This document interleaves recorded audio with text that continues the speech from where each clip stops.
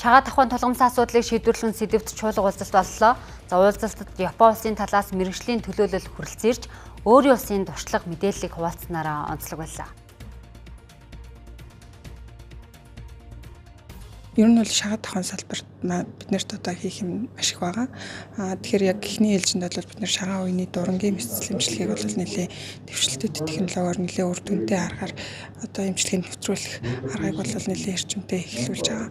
Тэгээд цаашид бол хөлний одоо цогцлын хагалгаанууд бол нэлээ хийгдэх одоо хэрэгцээ шаардлага өндөр байгаа учраас тэр имчилгээний арга технологиг нэвтрүүлэх зорилготой ажиллаж байгаа. 今回の Монголын шагаа тавхан холбоо Японы шагаа тавхан холбоотой хамтран цаашдын үйл ажиллагааг илүү өргөжүүлэхийн тулд энэхүү уулзалтыг зохион байгуулж байна. Үүгээр дамжуулан зөвхөн хагалгаа гэлтгүй энэ чиглэлд ямар хэмжээнд хөгжих талаар дэлгэнгүй судалгаа явуулж байна.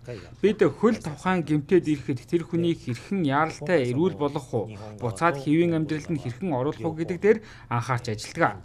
Мөн төрөлхийн согог болох Монголд хийгдэх боломжгүй хагалгаан дээр манайхаа түлхүү анхаарч ажиллаж байна. 国の現状そういったものを